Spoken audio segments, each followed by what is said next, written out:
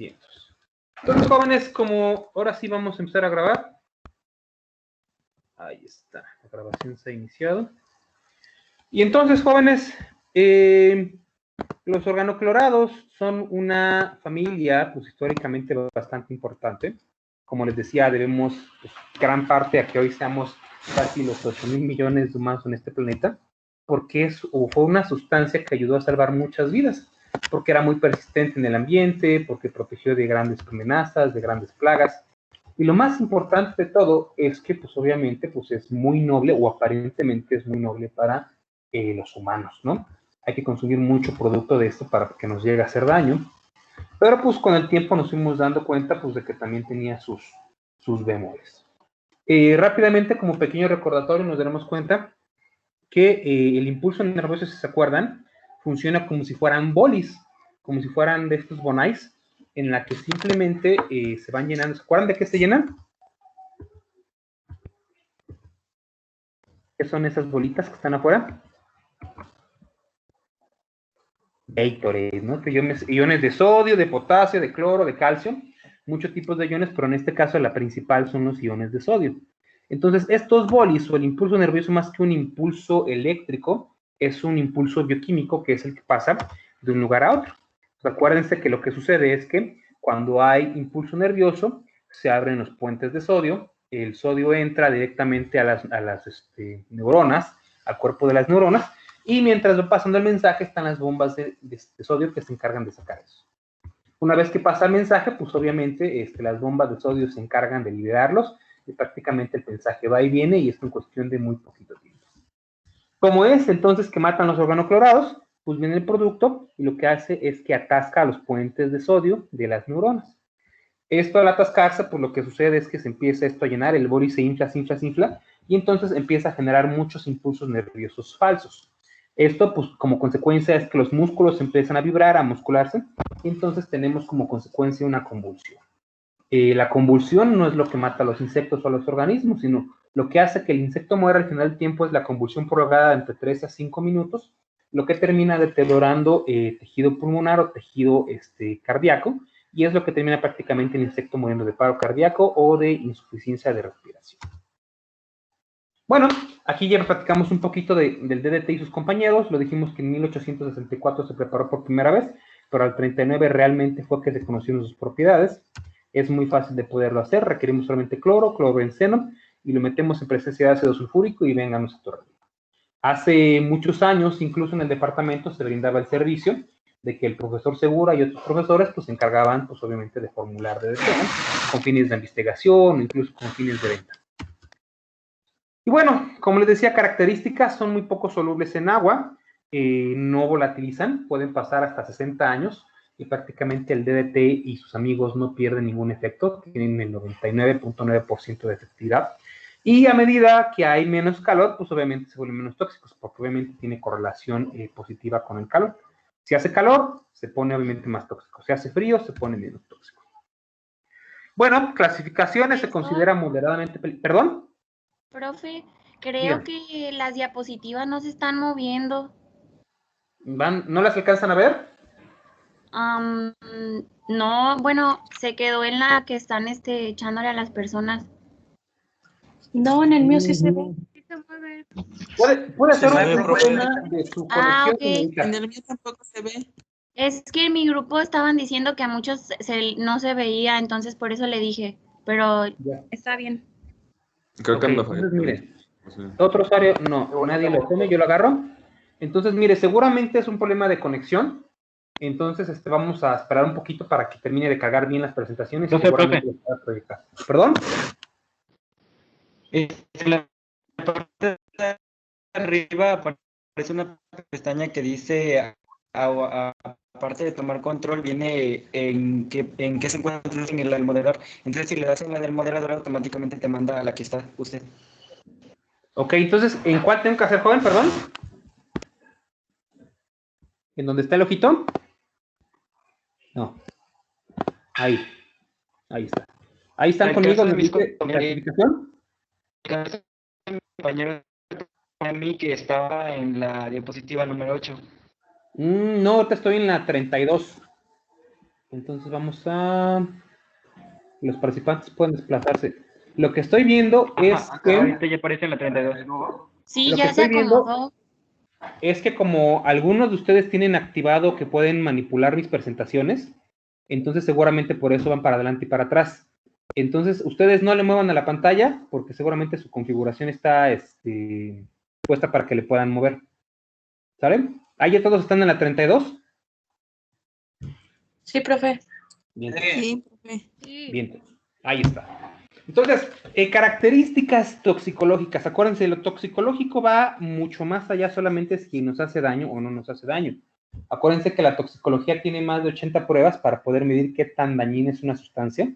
Y esto va desde si nos irrita los ojos, la piel, la lengua, si nos causa algún tipo de laceración o incluso si nos deja, por ejemplo, estériles o si nos mata al instante. Entonces, hay muchas formas de poder clasificar un producto según qué tan tóxico sea. Este producto, como decíamos, su clasificación de agrado crónico, agrado agudo, o sea, de una sola dosis es extremadamente alta, y realmente lo que nos interesa conocer es su toxicidad a largo plazo.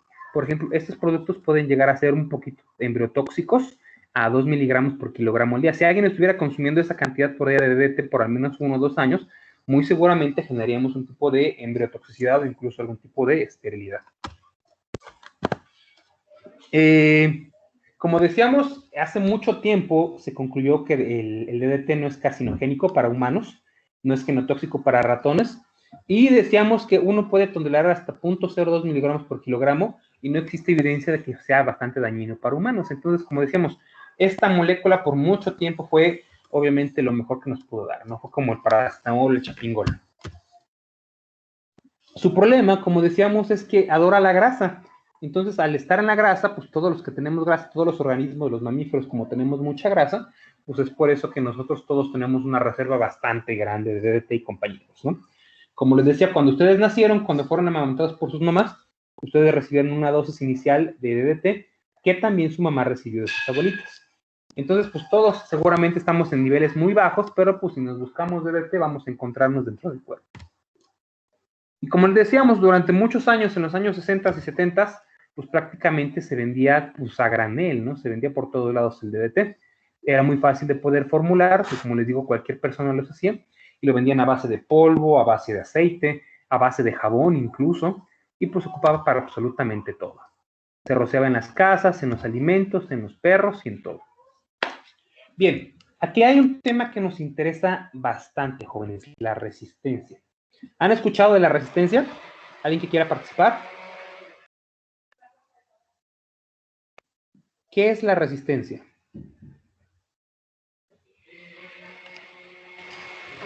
¿Escojo a alguien? Vamos a alguien. A ver, veamos. Eric Navarrete González, ¿puede prender su micrófono, por favor?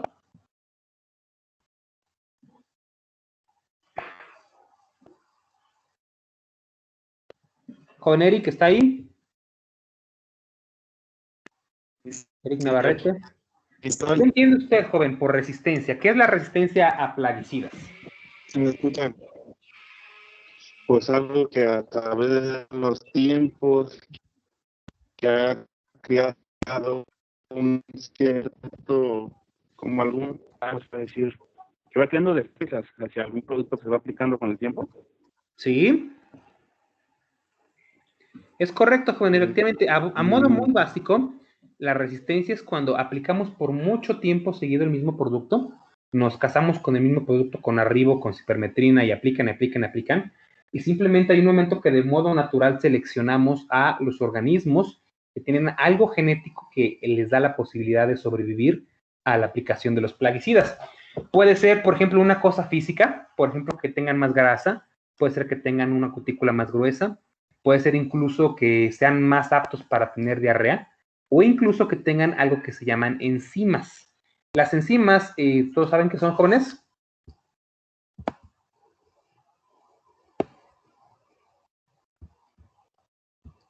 ¿No? A ver, otra víctima. Antonio Alarcón García. A ver, ¿quién? Proteínas que ayudan. Proteínas que ayudan en las acciones del metabolismo Por ejemplo, un ejemplo, señorita. en la respiración. Ajá, ¿qué sucede? Dígame el nombre de una enzima que conozca.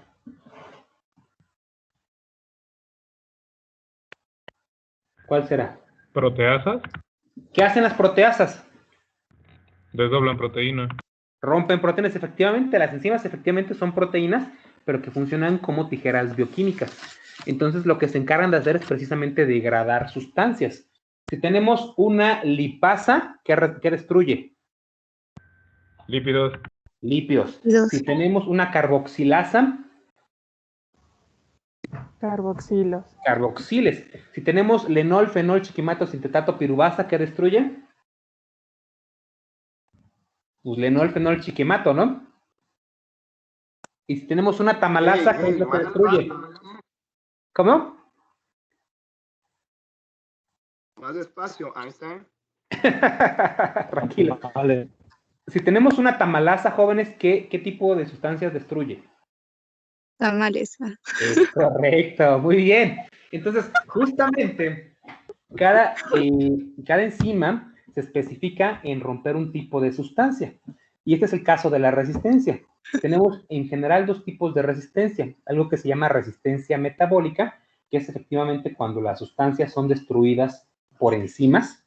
Y tenemos la resistencia no metabólica, que es cuando las sustancias son destruidas o son simplemente aisladas por un medio físico, pero no alcanza a llegar al sitio de acción.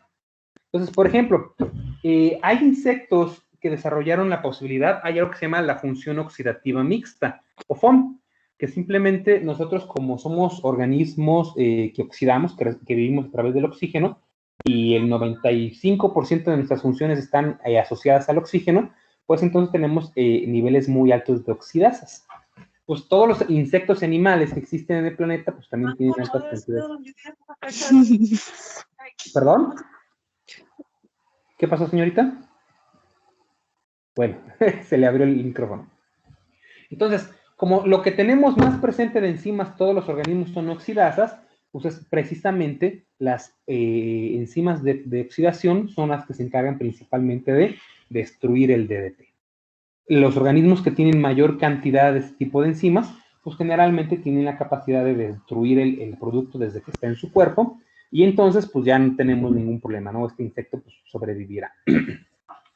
Luego hablaremos un poquito de qué significa polifactorial y semidominante cuando hablemos un poquito más sobre la función de los genes en la resistencia. Bueno, como les decíamos, otra forma de resistencia es una tasa de excreción. Si se han dado cuenta, ¿no, jóvenes? Que algunos de ustedes tienden a ser mucho más fáciles para ir al baño y otros viven completamente estreñidos. Pues eso es una cuestión meramente también genética, es una cuestión que se hereda y pues también es un mecanismo de resistencia para evitar que los organismos mueran. Por ejemplo, si un organismo es muy rápido para poder excretar las sustancias que lo están envenenando, pues rápidamente se va a quitar de encima el veneno y prácticamente va a sobrevivir. Caso contrario, un organismo que es constantemente estreñido, que tarda mucho en su circulación, pues obviamente al tener más exposición del producto, pues es más fácil que éste pueda morir. Entonces, felicidades jóvenes, aquellas personas que tengan metabolismo rápido, pues también son más fáciles de poder excretarse, obviamente cuando se intoxican. Caso contrario, estas personas que tienen la excreción muy rápida, pues cuando quieren ponerse una fiesta loca, pues les va a costar mucho más trabajo, porque su cuerpo también mucho más rápidamente se deshace de los venenos que se están metiendo, ¿no? De los alcoholes que están luchando por meterse al cuerpo. Otro grupo, jóvenes, como les estábamos diciendo, que existen 3 grupos importantes dentro de los clorados. Otro se llama el grupo de los bencenos. El benceno simplemente es esta estructura carbonatada, cerrada, completamente cerrada, cíclica, cerrada porque tiene muy buena cohesión, y que generalmente está blindada por cloros por todos lados. Se le llama como hexaclorociclohexano y como les digo, desde 1940 igual se conoce para qué funciona. Un pariente favorito de estos era el lindano del benceno. Se ocupaba como pastillas para focos eléctricos, pero esto les continuaron hace más o menos como unos 40 años, precisamente porque se detectó que generaba anemia en las personas por intoxicación crónica. Después tenemos el pentaclorofenol. Este se vendía como una sal, perdón. Y si quieren conseguir este tipo de veneno, simplemente tienen que ir a los postes viejos de la luz, o los postes o las traves viejas del tren, los que todavía viven en provincia, y donde vean que tiene una mancha de aceite como con salecita, esa salecita la raspan y la guardan, y esa las va a servir para poder controlar cualquier tipo de insecto. Si tuvieran, no sé, algún descortezador o tuvieran alguna plaga en sus frutales, en sus casas, un barrenador, simplemente con esa grasita que le recogen al poste, se lo embarran al frutal y pues va a tener una impregnación de DDT. Entonces, de pentaclorofenol, de sustancias que están todavía en el ambiente por ahí corriendo. Otro grupo, pues los ciclodienos, muy parecido también a los bencenos, solamente pues que estos son carbonos de 5 entradas, igual dobles ligaduras. Y en general estos se ocupaban mucho para el control de larvas en el suelo. De hecho, el último organoclorado que todavía se sigue produciendo y vendiendo en México es de esta familia. Es el famoso endosulfán, que pues obviamente hace 20 años pues con eso se controlaba todas las plagas del suelo, se controlaban nemátodos, era una chulada de producto, pero pues su problema era pues que pasaban 40, 50, 60 años y pues seguía habiendo residuos muchas veces en los suelos. Como decíamos, muchos de estos se ocuparon para tener protección a casas, estructuras de madera, pero pues actualmente como empezamos a ocupar más concretos y aceros, pues dejamos de ocupar este tipo de productos. Como les digo, el famoso tiodán o endosulfán es la última molécula que nos queda de esta familia en todo México. Todavía se encuentra DDT, todavía importamos de manera ilegal, porque en Guatemala y en Belice sigue siendo legal, entonces todavía es bastante común encontrar kilos y muchos kilos de DDT en el país. Y pues se sigue ocupando y sigue siendo bastante útil muchas veces. El problema, como hicieron su tarea jóvenes, de los clorados, era de que presentaban un efecto bastante tóxico hacia el ambiente. Al ser un producto que se mantuvo mucho tiempo como hicieron su tarea, pues se dieron cuenta pues, que pasaron muchas generaciones y entonces los organismos empezaron a contaminar de este producto. Y como vimos en la lectura, es un producto que genera bioacumulación.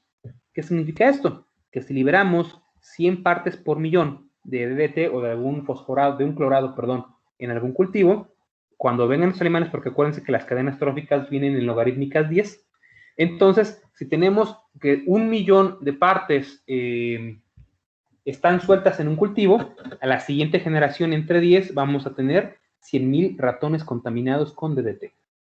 Eso obviamente el consumo es al menos de 10 insectos o 10 ratones por víbora, y entonces ya va a tener un consumo aproximado del equivalente de unos 10,000 animales. Entonces, cuando lleguemos aquí, pues vamos, la cadena más alta, pues vamos a ver que está extremadamente contaminado, va a tener obviamente todo el consumo desde el cultivo, los ratones, las víboras, y al final del día, pues quien va a cargar con toda la contaminación crónica, pues son los depredadores intermedios. Por ahí hubo un estudio que en 1970 estuvieron leyendo los niveles de DDT de los leones marinos de San Francisco de la Bahía justamente, y estaban aproximadamente entre un 45 y un 50% de su capacidad de retención de DDT, o sea, estaban bastante intoxicados. 20 años después y aproximadamente 12 generaciones, pues aún así tenemos que los leones siguen teniendo un 10, un 8, 10% más o menos de contaminación de DDT en sus organismos. Y pues bueno, esto llevó a abrir muchas dependencias, se creó la FDA, se crearon muchas instituciones que se encargaron de vigilar un poco más de cerca cómo funcionaban los plaguicidas, y algo que nos deja el uso de los clorados precisamente es eso, ¿no? Empezar a ver que no solamente tenemos que ver cómo eliminar a las plagas, sino también el impacto que nos dejan sobre los ambientes donde los liberamos y por cuánto tiempo. ¿Dudas, preguntas de clorados, jóvenes?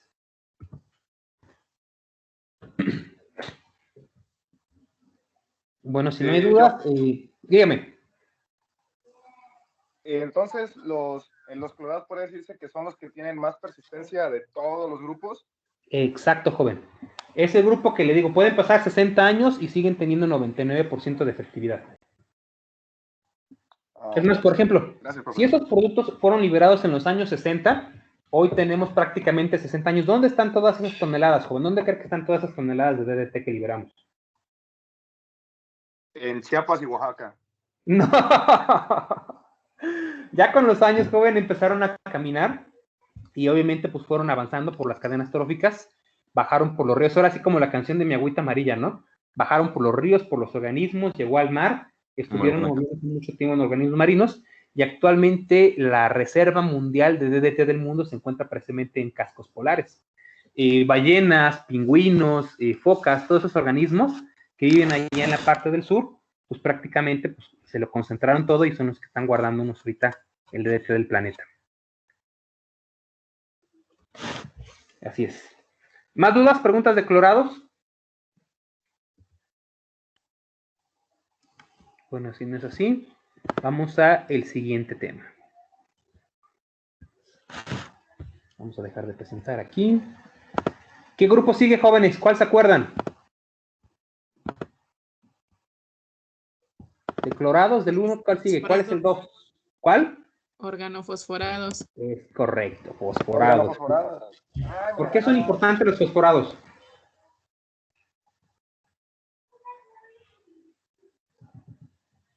¿Qué importancia? ¿Seguimos ocupando fosforados, jóvenes?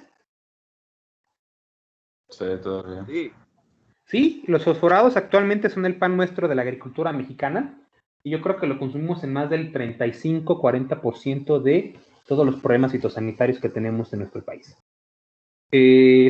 Igual otra tecnología de la Segunda Guerra Mundial fue pensado para aniquilar judíos y sin embargo al día de hoy pues, sigue siendo de las estrategias más eficaces que tenemos para el control de insectos, con menos opciones de resistencia, con mayor vida, por ejemplo, de laboratorio. Eso sí, nos dan muchos problemas a la salud, pero pues vamos a ver un poquito sobre estos.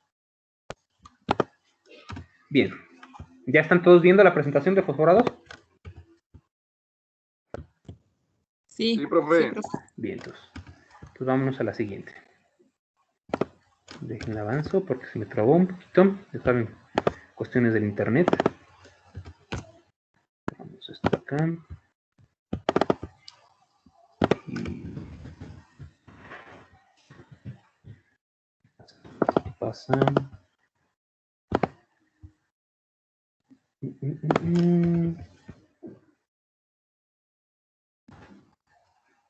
Listo. Y a ver, ya me la sacó, la vuelvo a poner. Examinar. PowerPoint.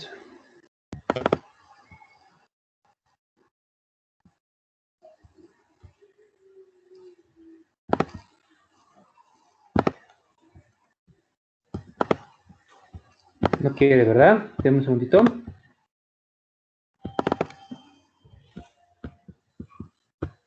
Ok, ya abrí aquí. Entonces ahora vamos a abrir carpeta de uso compartido. Examinar.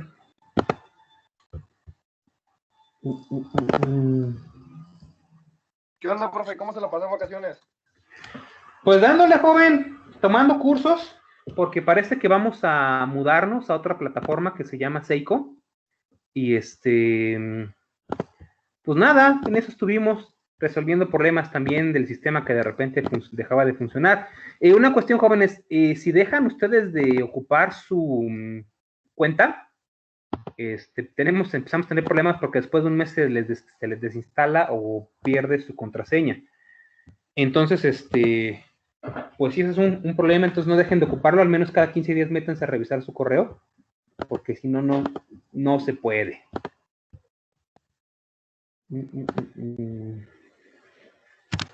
Ya. ¿Qué pasa? ¿Ya se ven? ¿Ahí se ve o no se ve, jóvenes? ¿Ahí está compartiendo la pantalla? Organofosforados, pero internet no es muy bueno, así que quería otra persona. ¿Ahí se ve? Ya se ve. ¿En la presentación 2? Sí, profe.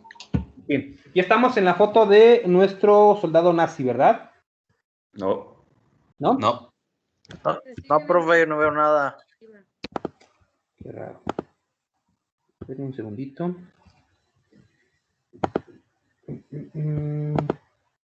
También lo que estoy viendo, jóvenes, ahora que estoy reactivando los módulos, es que muchos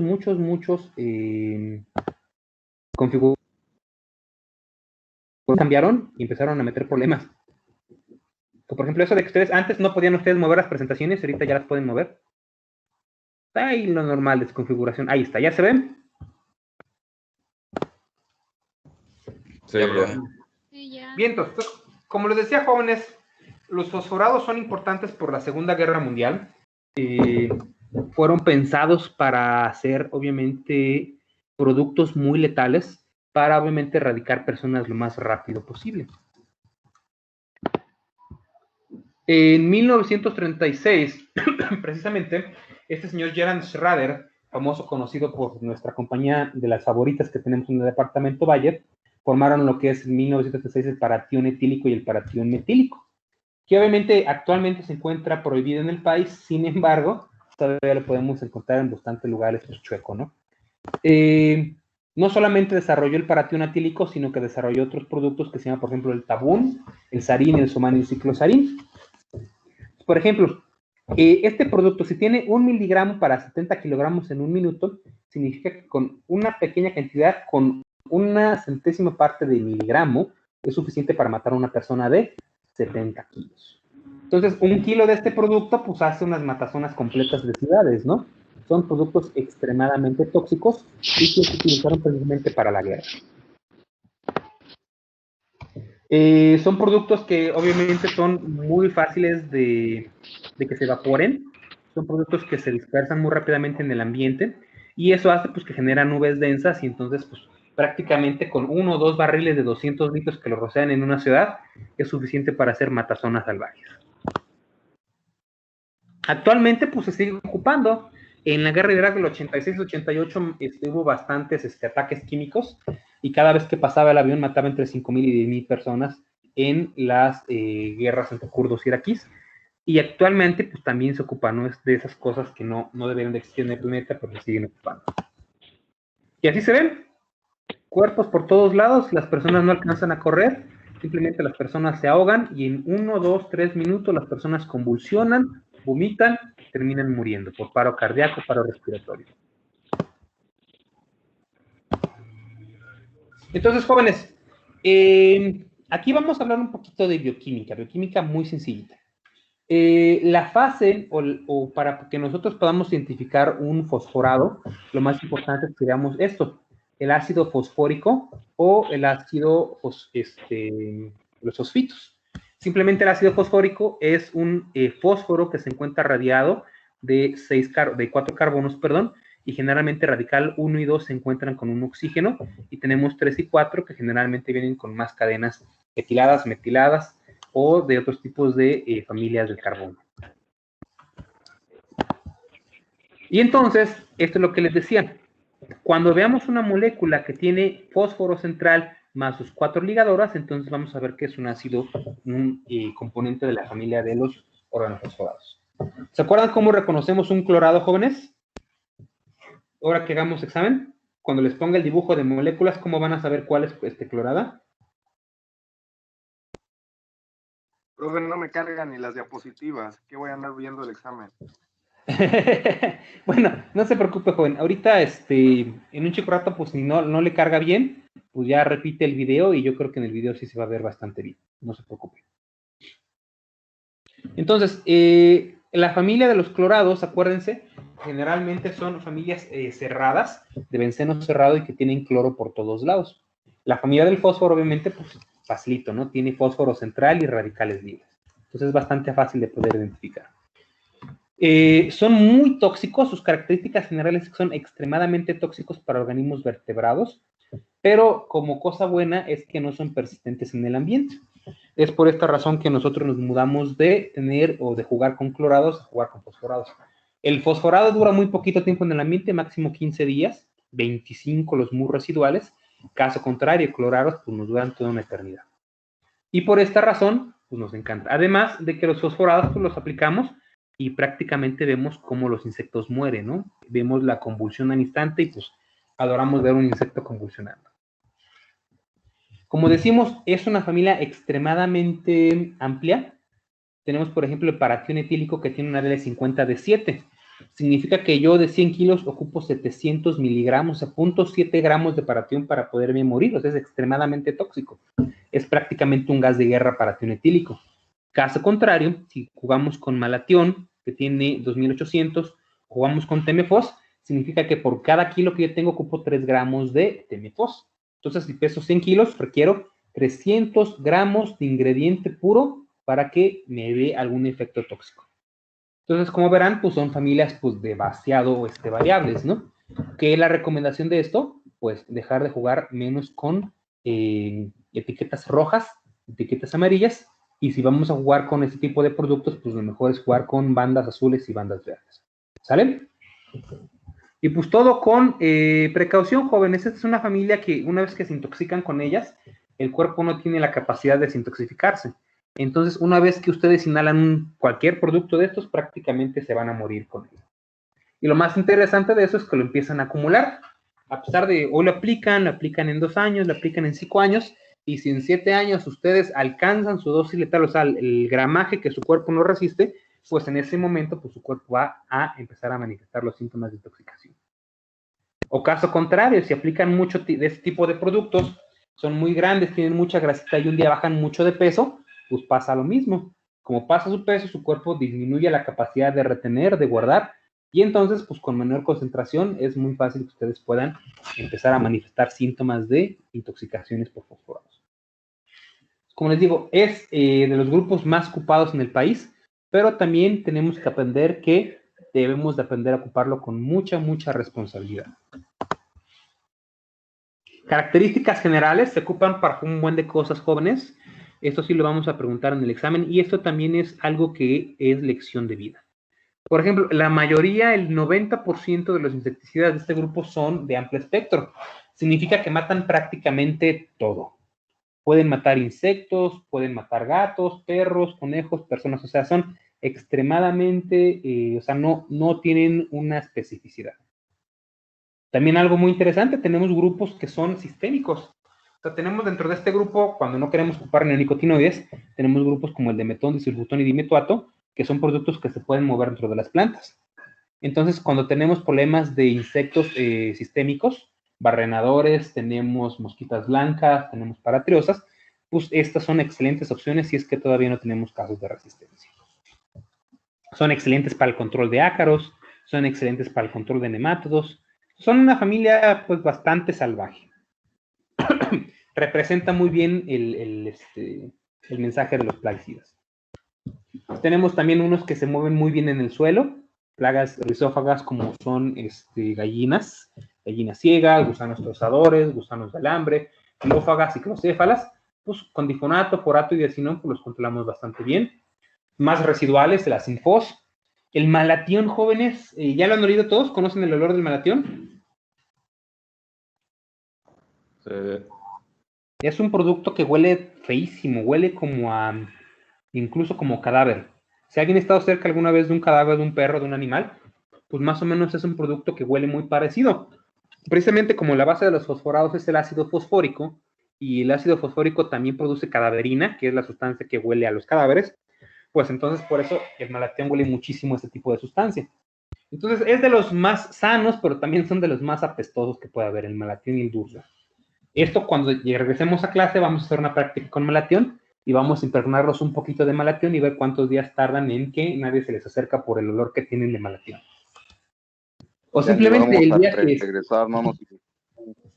O el día que quieran sacar a todo el mundo del departamento, simplemente abren una botella de malatión en cualquier lugar, y como se mueve tanto y huele tan fea, pues prácticamente todo el departamento se impregna del olor de malatión. Entonces, Isotecnia, profe. En todos lados, joven. Luego en el departamento se dan cuenta cuando jugamos con fosforados. Y nos van a reclamar. Los echamos a la isotecnia. Pues sí, no les pasaría nada y se preocuparían bastante. Sería bastante divertido. Pero bueno, eso ya será en otras épocas. Tenemos también fentión, malatión, que se ocupan para control. El malatión es extremadamente versátil. Se ocupa para prácticamente todo. Y también tenemos unos que son excelentes para el control de nemátodos como el Nemacur. Entonces, como les digo, hay muchos nombres y muchas formas de poder utilizar este tipo de familia. ¿Qué hace que los fosforados sean tóxicos, jóvenes? Pues bueno, eso depende de qué tan largas sean la cadena 1, la R1 y la R2. A medida que estas cadenas son más cortitas, el cuerpo obviamente las detecta como mucho más tóxicas. Y a medida que estas son mucho más largas, que ya tenemos butiles, que ya tenemos hexaniles o incluso carbonos mucho más largos, se vuelven incluso mucho más sanas para el ambiente y para las personas. Entonces, esto se debe, jóvenes, a que la molécula se parece mucho o es muy parecida a algo que se llama la acetilcolinesterasa. ¿Han escuchado de esta sustancia, jóvenes? De la acetilcolinesterasa. ¿Qué es la acetilcolinesterasa, joven? Es el producto, no sé. Es algo Dígale, que sí, tiene va que bien. ver con el ciclo de Krebs. Ah, No, el ciclo de Krebs es respiración. Ahorita estamos en transporte de mensaje nervioso. Era el sistema nervioso, es una enzima. Ajá. ¿Y qué No sucede, sé, joven? no recuerdo exactamente qué hacía, pero... Bien, ahí les va rápidamente. Y hace las reacciones. Es exacto, es quien se encarga de comunicar las neuronas. Las neuronas se encuentran muy juntas, pero jamás se pegan. ¿Sí lo saben, no, jóvenes? Si las neuronas se pegaran, prácticamente todo el tiempo hubiera un paso ininterrumpido de metabolitos de sodio, prácticamente estaríamos todo el tiempo convulsionando. Entonces, para que las neuronas se puedan comunicar y no exista problema de que nos quedamos pegados, entre medio de las dendritas existe algo que se llama la acetilcolinesterasa. Entonces, acuérdense, estamos en las orillas de las neuronas. En las meras orillas, los filamentos que se encuentran en la orilla se llaman dendritas, estas de acá. Las dendritas no tocan otra neurona, pero ellos, para avisarle a las otras neuronas que algo está sucediendo, tienen que aventar un pelotazo. Ese pelotazo es la acetilcolina. Entonces, cuando esta sustancia, cuando este bolis se llama de sodio, entonces empieza aquí a estimular un receptor y se empieza a generar un neurotransmisor que se llama acetilcolina. La acetilcolina, esta es la que se encarga de viajar precisamente al otro lado donde se encuentra la otra neurona. Acuérdense, aquí no se tocan. Pasa por el espacio donde se encuentra el sodio y viene y se pega aquí a estos receptores, que simplemente son más puentes de sodio. Este puente de sodio capta a la acetilcolina y entonces, ¿qué creen que va a suceder? Se abre, se pega la acetilcolina y entonces empieza a entrar más sodio dentro de la neurona. Y mientras esté la acetilcolina abriendo los puentes de sodio, imagínense que ponemos una piedra en la puerta de la entrada de la casa. Entonces, pues, si adentro huele rico, pues van a estar metiéndose los perros y los vagabundos, ¿no? Entonces, mientras la piedra no se quite, pues la puerta va a estar abierta y pues va a empezar a llenar esto de perros y vagabundos. ¿Cómo es que se va a cerrar el mensaje? Porque acuérdense, si esto se sobresatura, empezamos a generar convulsión. Entonces, aquí acompañando justamente la acetilcolina, tenemos una enzima. ¿Se acuerdan qué son las enzimas? Sustancias que son capaces de destruir otra sustancia. Entonces, exacto, esta se llama acetilcolinesterasa. Entonces, ¿qué va a destruir? La acetilcolina. Es correcto. Entonces, esta enzima solamente abre un poquito la puerta, entran unos cuantos perros, la enzima automáticamente detecta que llegó la acetilcolina, la capta, se la lleva, cierra la puerta y entonces aquí empieza a destruirla. Y entonces da chance a que esta molécula o esa neurona obviamente se vuelva a cerrar y se restablezca la polaridad que tiene esa neurona. Y así es el mecanismo de acción de las neuronas, jóvenes. Este paso la avienta acetilcolina, lo abre el puente de sodio, se queda la piedra abierta en la puerta, empieza esto a llenarse de sodio, el destructor lo agarra, lo destruye y entonces la piedra prácticamente se quita y se restablece el mensaje. Entonces, ¿cómo creen que matan los organofosforados? ¿Qué creen que hacen? ¿Qué creen que sucede, jóvenes? Inhiben la enzima. Saturan los... Exacto, es correcto, jóvenes. Lo que va a hacer el organofosforado es que tiene un gusto, como es muy, muy parecido a la molécula del organofosforado, lo que va a hacer es que se le va a pegar a la enzima. Y entre más tiempo esté inhibiendo la enzima, pues obviamente más tiempo va a dejar que la puerta se llene y entonces entren más perros y entren más vagabundos. A ver, déjenme un segundito porque me fui bastante. Ahí está. Y esto es lo que sucede. Cuando inyectamos un fosforado, lo que sucede es que estos se traban, las enzimas se traban, y obviamente al no tener la capacidad de destruir a la acetilcolina, las puertas se quedan abiertas y entonces pues se meten todos los perros de la colonia. Y entonces es cuando viene esa convulsión masiva que vemos dentro de nuestros organismos. ¿Sale? Entonces, jóvenes, si ahorita les pregunto para su examen, ¿cuál es el mecanismo de acción de los fosforados? ¿Qué me contestarían, jóvenes? Así en pocas palabras. Inhibición de la enzima colinesterasa. Es correcto. El mecanismo de acción es inhibición de la acetilcolinesterasa. Muy bien. Si les preguntara, ¿cuál es el mecanismo de acción de los organoclorados del otro grupo que acabamos de ver?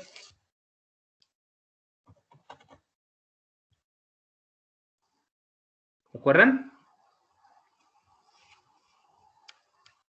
¿Qué hacen los fosforados? ¿Es lo que atascan los puentes de sodio? Exacto, ¿en dónde?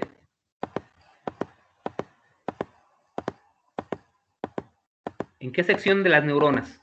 ¿En la cabeza, en el cuerpo o en las dendritas? Los fosforados, perdón, los clorados atacan en el cuerpo, justamente, muy bien, señorita. Mecanismo de acción de clorados es bloquean puentes de sodio en el cuerpo de la neurona. Aquí solamente trabajan ellos aquí en el cuerpo, no trabajan en otro lugar. Y los fosforados trabajan aquí, trabajan en las dendritas. ¿Sí se ve mi puntero, jóvenes? ¿Cómo lo muevo? Lo muevo bien. Bueno, entonces, como les decía, clorados trabajan aquí, su mecanismo de acción es apertura de puentes de sodio en el cuerpo de la neurona, y fosforados trabajan aquí. Ellos se encargan de inhibir la acetilcolinesterasa. ¿Sale? Entonces, ¿por qué hay unos más tóxicos que otros, jóvenes? ¿Por qué creen que hay unos que son muy tóxicos y otros menos tóxicos? ¿Por qué hay productos que son tan tóxicos como para matar judíos y otros productos que prácticamente no nos hacen nada? Por ejemplo, para tión metílico, esto es una bomba. Esto deshace personas nomás con estar cerca. Y caso contrario, el rumelo malatión, pues esos prácticamente son muy sanos. ¿Por qué, jóvenes, habrá unos que son más tóxicos que otros?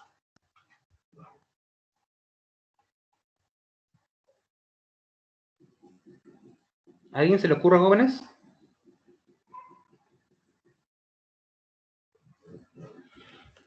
Por la similitud con la acetilcolina.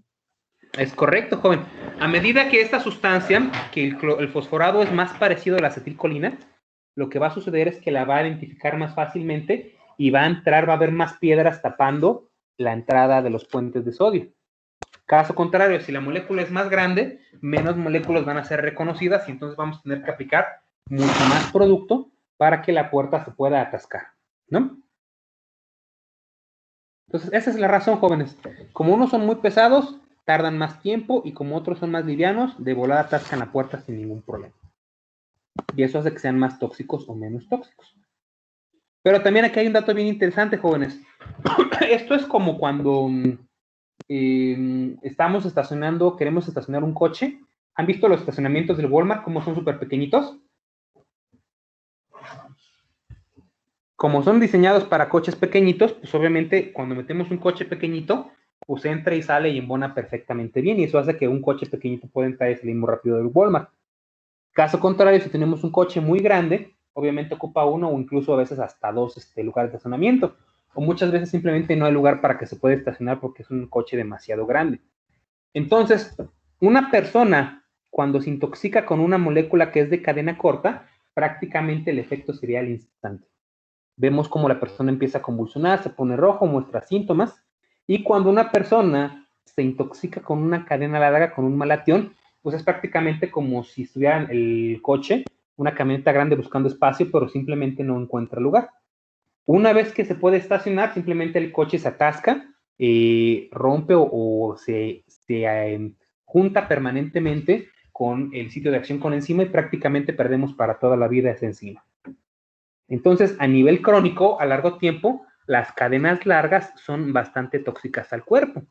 Pero, obviamente, las que son, o las que aparentemente son más representativas y nos causan más daño en poco tiempo, pues son cadenas cortas. Entonces, ingenieros, ¿qué quieren jugar? ¿Les gustaría jugar más con cadenas cortas o cadenas largas?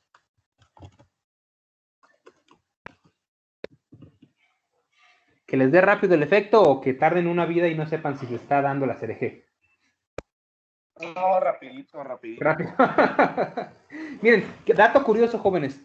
Si logran sobrevivir a una aplicación de cadenas cortas, puede que su cuerpo sí alcance a desinhibir esa intoxicación. Pero si ustedes aplican constantemente por muchos años malatión, es muy probablemente que con el tiempo se vayan dando cuenta que incluso perciben como que les va dando asma, como que se van haciendo más lentos. Incluso hay gente que dice que se va haciendo como más tonta precisamente por eso. Al haber menos movimiento en las neuronas, pues también el cuerpo se va ralentizando y también empezamos a perder función cerebral. Entonces, sí es bastante problemático cuando nos intoxicamos de cadenas largas y no nos damos cuenta. Profe. Dígame. Entonces, ¿eso es lo que le pasa a los pilotos? ¿Que la mayoría desarrolla Parkinson o algo así? Claro, claro. De hecho, el Parkinson en aplicadores agrícolas es 100% ligado a eso, a mucha aplicación de plaguicidas que inhiben el sistema neurotóxico. Y entonces, tantos años que lo han aplicado que simplemente su cuerpo no puede desintoxicarse. Y hay lugares donde siempre el cuerpo está pues temblando. De hecho, hay algo, ya les conté, ¿no? De eso de que significa estar tocado, que cuando ustedes han estado expuestos mucho tiempo a un tipo de producto, pues les empieza a sentir que la boca se les pone reseca o les brinca el ojo, incluso les tiembla un poco la mano. Significa que su cuerpo ya les está avisando de que ya tienen un nivel considerable de daño de afectación por algún tipo de plaguicida crónico. Y sí, es algo bien común que aplicadores de plaguicidas, tanto de tractores como de aviones, siempre tengan ese efecto de Parkinson. Y muchas personas pues llegan a los 50 años, pues tienen una calidad de vida como si tuvieran 70 años, precisamente porque están extremadamente contaminados. Y en gran medida es por esta familia, por el grupo de los fosforados. ¿Más dudas, preguntas hasta aquí, jóvenes? Bueno, entonces como les decía, nada más para que le vean Doctor, tengo una duda. ¿Perdón? Tengo una pregunta. ¿Y qué pasa Dígame, con los señorita. productos que ya caducaron y son de estos grupos? ¿Son más tóxicos después o No. bajan? La curva de degradación de estos productos nos dice que más o menos a partir del segundo año empieza a haber una degradación de estos productos. Estas moléculas sí se degradan más fácilmente, sin embargo, no se sabe cuántos años. Ahora sí que depende de la formulación, de los inertes que ponga y también en la calidad que tenga la molécula. Por ejemplo, yo he probado organofosforados que los he tenido guardados unos 7 años y siguen teniendo 92-95% de efectividad.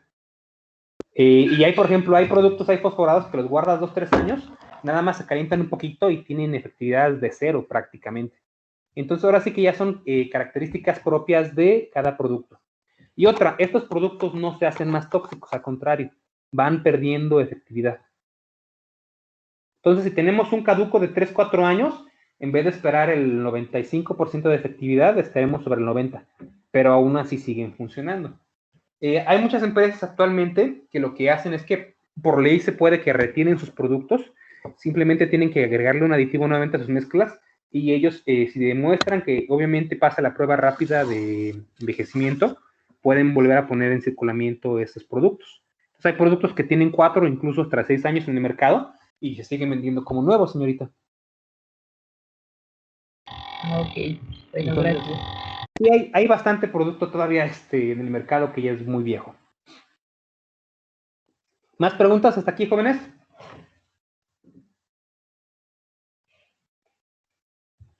¿No? Bien. Entonces, si es así, jóvenes, lo que van a hacer es, van a buscar en YouTube, van a poner intoxicación o intoxicado por organofosforados, o pongan intoxicado por paratín etílico, van a ver el video de las personas y entonces, para su tarea del día de hoy, van a describirme cuáles son los síntomas que ustedes alcanzan a percibir de una persona que está intoxicada por organofosforados. ¿Les parece?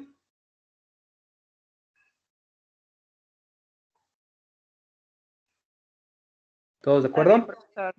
Vale, y entonces me van a describir ¿cuáles considerarían ustedes que son los síntomas leves, los síntomas medios y los síntomas tóxicos o graves de una intoxicación por fosforados? Y después hablaremos también de remedios para una persona intoxicada. ¿Saben cuál es el estado con mayor intoxicaciones por fosforados, jóvenes?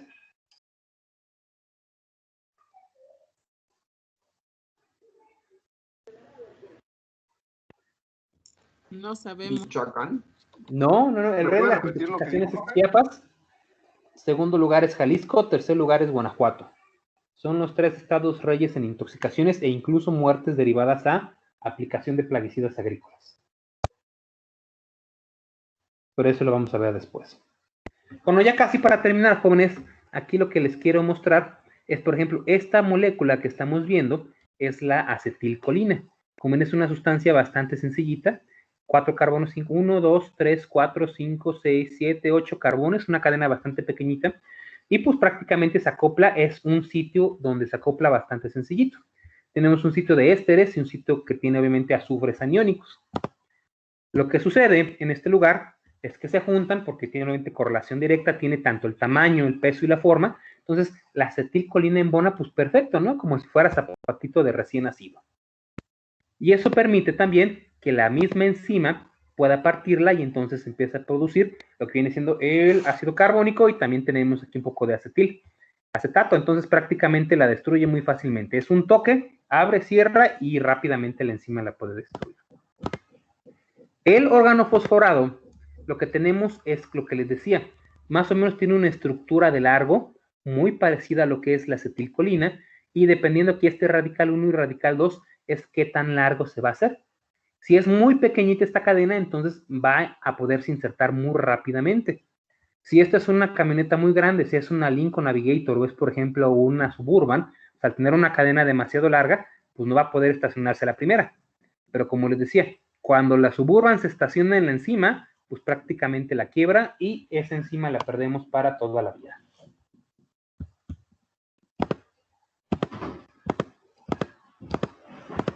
¿Dudas, preguntas hasta aquí, jóvenes?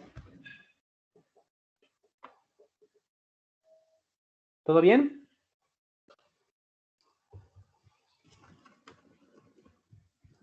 Bueno, pues si es así, jóvenes, aquí le paramos. Ahí está.